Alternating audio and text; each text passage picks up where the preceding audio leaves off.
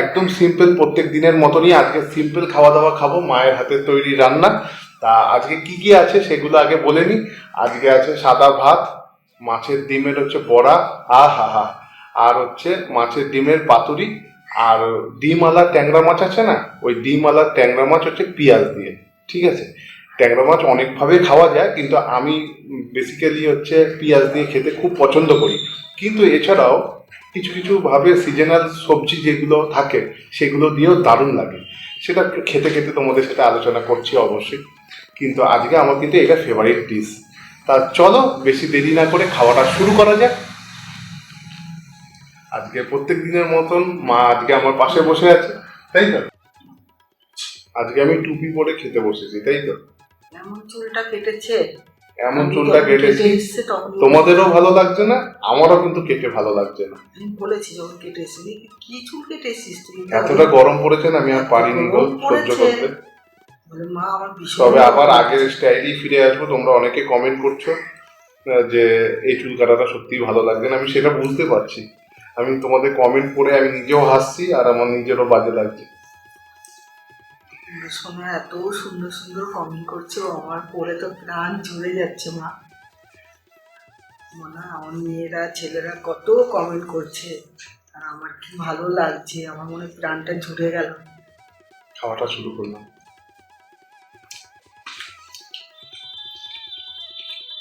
তোমরা ভালো থেকো, সুস্থ থেকো, আর ভালো ভালো এরকম কমেন্ট করো, আমার পড়ে যেত আমার মনটা ভরে যায়।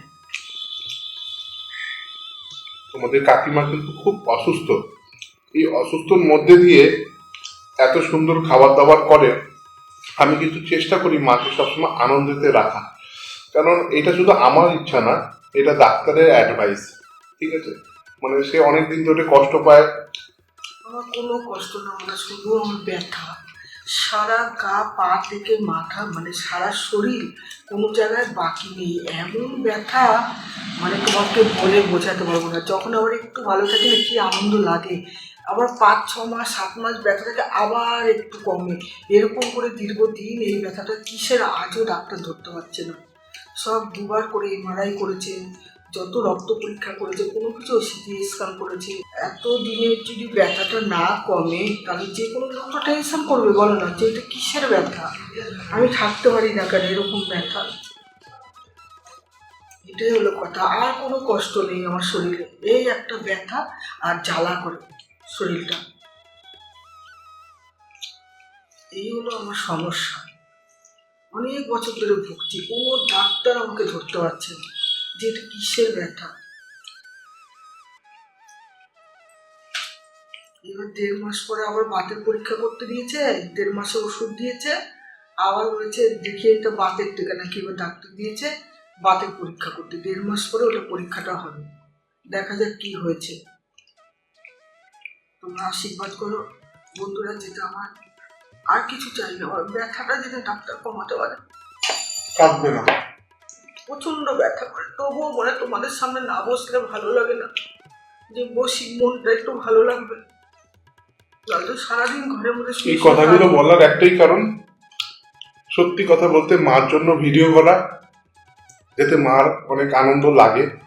তার কারণ হচ্ছে বলতাম না তোমাদের, মা মাঝে মাঝেই হচ্ছে ভিডিও খুলে খুলে, ইউটিউব খুলে খুলে দেখতো সবাই ভিডিও করছে, আর কমেন্টগুলো পড়ে বলতো কি সুন্দর কমেন্ট মানুষে করে, কতটা ভালোবাসা পায়।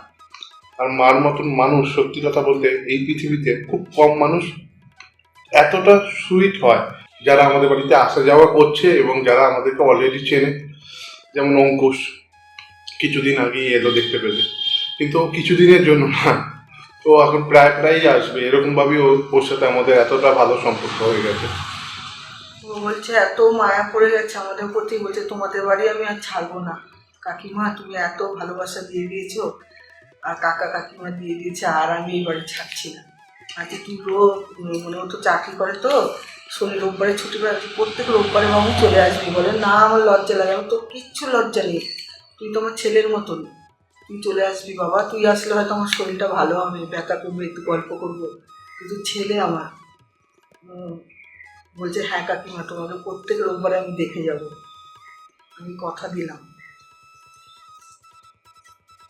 বন্ধুরাও চেয়েছে যাতে অঙ্কুশ আমাদের সাথে এরকম ভাবে ভিডিও করে। তোমরাও আমার ভালো চাও, সবসময় কমেন্ট হয়তো করো। সব সময় এসে অঙ্কুশ হচ্ছে ভিডিও করবে না, তা বলে যে লজ্জা পায়, তা বলে যে মানে হচ্ছে আমার বাড়িতে আসবে না তা নয়, ও কিন্তু আমাদের বাড়িতে আসবেই, কথা দিয়েছে। এইভাবেই তোমরা ভালোবাসো, আগামী দিন যাতে তোমাদেরকেও অনেক কাছে পাই, মানে তোমাদেরও এত ভালোবাসো, তোমাদেরও এত ভালো ভালো কমেন্ট পেয়ে সত্যি আমরা মুগ্ধ। আমি খেতে বসেছি, আমি পরশু বাবু কমেন্ট করছে, বলছি কি মা তুমি খেয়ে নাও তারপর কমেন্ট করবো। না আমি এখন খাবো না, তুই আগে কমেন্ট কর, ট্যাংরা মাছ দিয়ে খাচ্ছি। আমি আগে কমেন্টটা শুনবো, আমি পরে খাবো, তুই আগে কমেন্ট কর।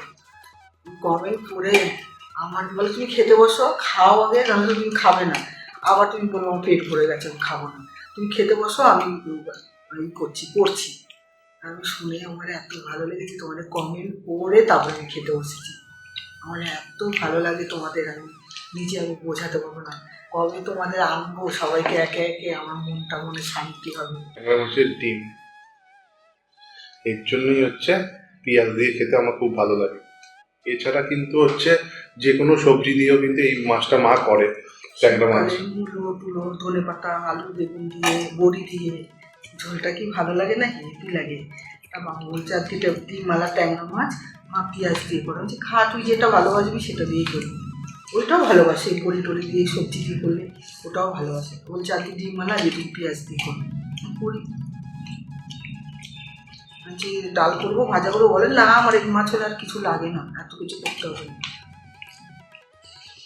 দারুণ হয়েছে, ভালো আছে বাবু? সত্যি হয়েছে।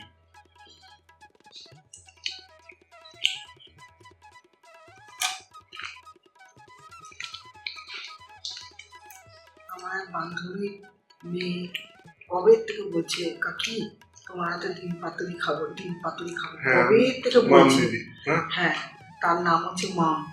বলছে আমি বলছি আয় একদিন খাওয়া দাওয়া কর। না আমার মেয়ে, ওই মেয়েটা একটু অসুস্থ তো, মেয়েটা ভীষণ দুষ্টু, বলছে আমি মেয়ে নিয়ে কোথায় যেতে পারি না কাকি, বলছি একদিন খাওয়া দাওয়া কর। বলে আমি আসতে পারবো না, তুমি আমাকে পাঠিয়ে দেবে। বলছি ঠিক আছে, আমি একটু ব্যথাটা কমুক তোকে আমি দিয়ে আসবো ওখানে। ও খাওয়ার জন্য কেমন করছে, আমি পারে না তো তো করতে, অফিসে যায় তো, যাচ্ছে আমি তোকে দিয়ে আসবো।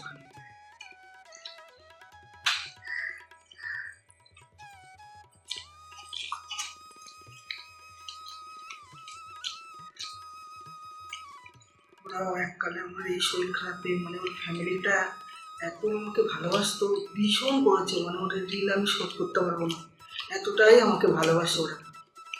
যখন যেটা কাকি চলে আসো ব্যথা পারবে না, তখন আমি ইউটিউব করতাম না, টেনে টেনে নিয়ে যেত, চলো আমাদের বাড়িতে গিয়ে বসবে, আমাদের বাড়িতে এসির তলায় তুমি বসবে, টেনে টেনে ও মা বাবা ঠাকুমার সবাই বলতো তুমি চলে আসবে। তো এর পাশের বাড়িতে আমি যেতে চাইতাম না, রোজ রোজ যাও না, মানে আমাকে রাখাই যেত না, এত ব্যথা। তারপরে ওরা টেনে নিয়ে যেত আমাকে, চলো কাকি আমার এসির তলাতে বসবে। মানে যেই বাড়িতে আমরা থাকতাম আর কি, এখন তো ভাড়া বাড়িতে আমরা আছি, যে আগে নিজের বাড়িতে থাকতাম সেই যেটা পাশের কাজ বাড়িতে। হচ্ছে এখন।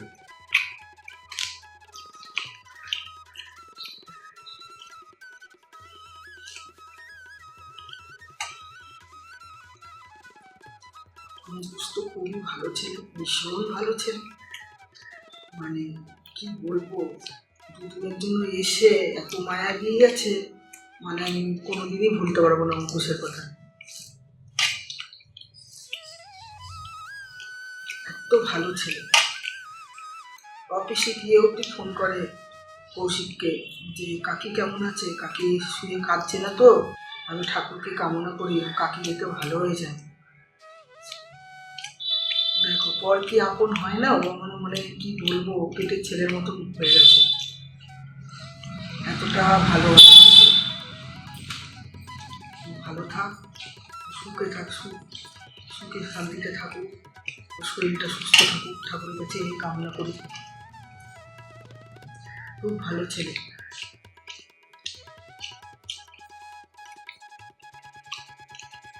ব্যথার জন্য আমার কথাটাও আসতে হয়ে গেছে, বন্ধুরা তোমরা একটু ম্যানেজ করে নিও, তোমরা একটু ম্যানেজ করে নিও, এমনই ব্যথা, আমি জোরে কথা বলতে গেলেও মানে আমার শরীরে কষ্ট হয়। আর হাওয়া দিতে হবে না। আজকে ঠান্ডা ঠান্ডা ওয়েদার তো অত লাগছে না। কোথায় ঠান্ডা লাগছে, ওরা বলছে ঠান্ডা লাগাচ্ছে, একটু বৃষ্টি হচ্ছে, একটু কালো কালো হচ্ছে।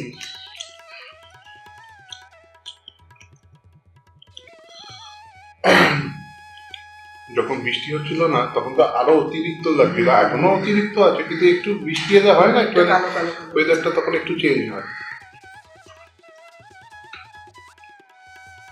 তোমরাও খাওয়া দাওয়া করে নাও, টাইম মতন খাওয়া দাওয়া করবে, শরীর সুস্থ রাখবে। শরীর হচ্ছে সম্পত্তি, শরীর হচ্ছে মেন। শরীর না ভালো লাগলে কিচ্ছু ভালো লাগে না, কিচ্ছু ভালো লাগে না। কি খাওয়া দাওয়া, কি কথাবার্তি, কিচ্ছু ভালো লাগে না। মন ভালো, মনে শান্তি লাগে না। মা অতিরিক্ত ডিপ্রেশনে চলে গেছে, সত্যি কথা বলতে। আমি প্রচন্ড চিন্তায় পড়ে জানি। যাচ্ছি যে কিসের ব্যথা এটা। শরীর খারাপটা হচ্ছে বলেই এরকম করছে, শরীর খারাপটা হয় বলেই এরকম করছে, কিন্তু ডাক্তার যদি না পারে তুমি তখন কি করবে বলো? তাই আমি বলি যতটা পারো তুমি আনন্দে থাকো, হয়তো তোমার একদিন উধাও হয়ে যাবে সবার আশীর্বাদে। আসলে কি বলতো, যারা বেশি ভালো মানুষ না তারা সত্যি খুব কষ্ট পায়। আর এই খাওয়া দাওয়ার থেকে বকবকটা অনেক বেশি হয়ে গেছে, তাই না? আজকে বকবকটা বেশি হয়ে গেল। মনের কথা বললে না, মনে তোমাদের কাছে শান্তি। কাকে বলবো, কাকে বলবো তোমাদের ছাড়া, আমি কাকে বলবো আমার শরীর খারাপের কথা? যে তোমাদের বলে মনে আমার প্রাণটা একটু হালকা হলো। তোমরা কষ্ট করেই বকবকটা শুনো আজকের ভিডিওটা।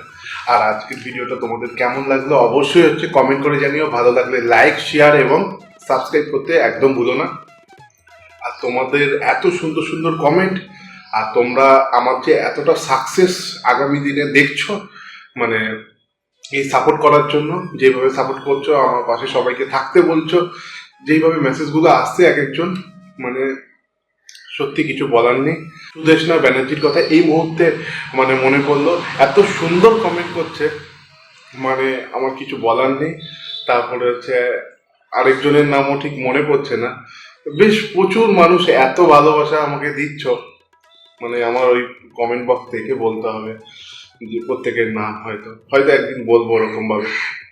বিগ ক্রিয়েশন থেকে সেই দিদিটাও অনেক ভালো কথাবার্তা বলছো, এত সাপোর্ট দিচ্ছ তোমরা, তুমি যে এত মনে আমাকে জোর দিয়েছো, অনেক মনের জোর দিয়েছো।